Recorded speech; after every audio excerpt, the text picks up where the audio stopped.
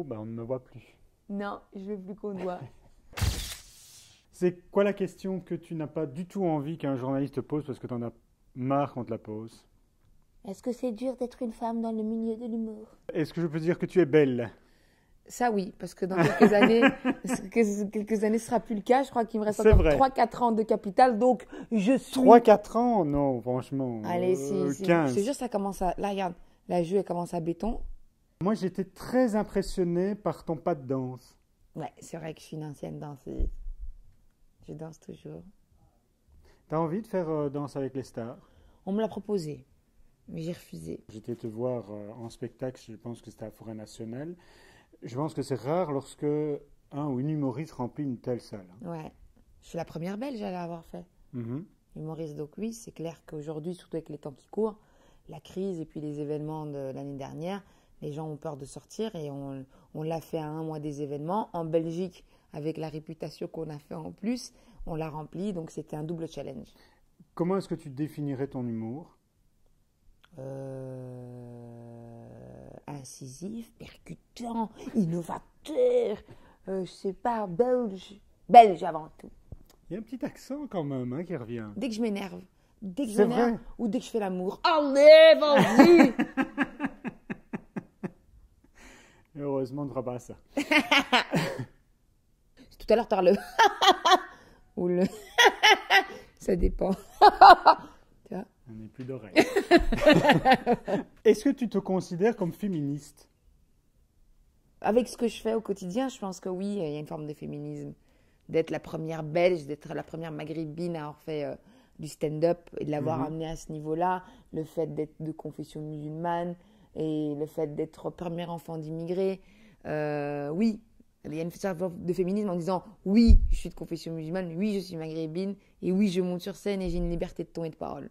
J'ai pas tout compris dans le spectacle, parce que nous n'avons pas la même culture, et donc c'est bien que parfois tu expliques aux Belges qui sont dans la salle quels sont les chants ou Oui. les choses que tu as vécues lorsque tu étais petite et qui ne sont pas effectivement... Bah, c'est ça. Un spectacle, c'est aussi faire un voyage dans mon univers, l'univers de la personne qui monte sur scène.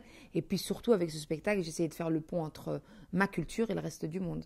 En tout cas, on en ressort en disant, OK, je la connais, j'ai fait un voyage dans une famille maghrébine, belgo-algérienne. C'est ça. À quoi ressemble le Noël de Nawel? Pas beaucoup de cadeaux. Non? Non, pas beaucoup de cadeaux.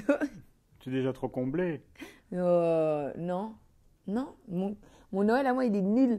J'ai que des radins autour de moi. C'est des pinces. Ils pensent que j'ai tout. Ils disent, ouais, qu'est-ce qu'on va lui offrir? Elle a tout. Non, j'ai pas tout. J'ai pas l'iPhone 7. Oui. On va le faire à repasser. Et voilà, tout plein de trucs. Il y a plein de trucs que j'ai pas. Donc oui, mon sapin, il est... Je veux juste un iPhone 7. Déjà, ce serait bien. Déjà, un iPhone 7, on va dire, hamdoullah, Tu es fan des réseaux sociaux, c'est devenu une drogue? comme toi. C'est pas une drogue. Comment ça, C'était- comment? Bah oui, ça a été, t'as été le premier blogueur pas drogue belge. aussi? Ah non, ça... Ah, ça y est. Non, on parle du fait que ça a été une vitrine pour moi. C'est comme ça que je me suis fait connaître avec mon public et puis qui me suit au quotidien. Je remplis ma salle grâce aux réseaux sociaux. Oui. Et je pense que, en termes de communication, le fait d'avoir une présence au niveau du viral, tu gardes la main sur ce que tu communiques et ce que tu as envie d'envoyer comme image. On peut raconter ce que tu veux dans les articles. Tu peux toujours récupérer en disant à ton auditoire, non, c'est pas vraiment ce que j'ai dit. Parce que quand tu as plus d'1 million de followers, tu peux récupérer la main. Or qu'à l'époque, les gens pouvaient sortir un article et tu étais cantonné à ce que le journaliste voulait raconter de toi. Et aujourd'hui, tu peux dire, hey, c'est pas du tout ça. Je suis pas comme ça. Et puis surtout, au niveau du viral, des fois, moi, je fais des plateaux télé et il faut être efficace en 5 minutes, ce qui est un exercice très compliqué. Mais avec les réseaux sociaux, on peut mieux apprendre qui tu es et humainement accrocher. Donc, moi, je dis que c'est quelque chose qui a sauvé pas mal d'artistes.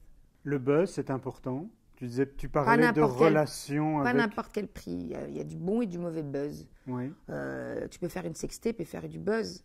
oui. C'est... Ça a fait la carrière de Kim. Oui, mais pour moi, il n'y a rien de valorisant. Alors, en parlant de sextapes, tu en parles. Valérie va être ravie. Je voudrais terminer par quelque chose que je demande à tous les artistes que j'interviewe. Ouais. Est-ce que tu... T'as peur, hein? Non, t'inquiète pas, on m'a Est-ce déjà que- briefé. C'est vrai? Ah, merde. Ah, ouais. Est-ce que tu veux bien... Ah, ça y est, on nous filme. Est-ce que tu veux bien me faire une leçon de cinéma? Oui, vas-y. Oui. Est-ce que tu veux bien me montrer comment se passe un baiser de cinéma? Ah ouais? Avec moi. Un baiser de cinéma avec moi. Pas un baiser de cinéma. Un baiser de cinéma de Nawal Madani. Ah bah oui, bien évidemment, c'est à Ok. toi que je le demande. C'est chaste, hein? Il est dégoûté. Il croyait vraiment que j'allais faire un truc de ouf. Moi. Oh, et ça c'est un baiser de cinéma. Voilà, merci.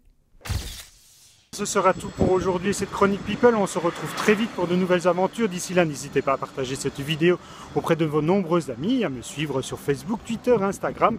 Abonnez-vous à ma page YouTube. À bientôt, bisous.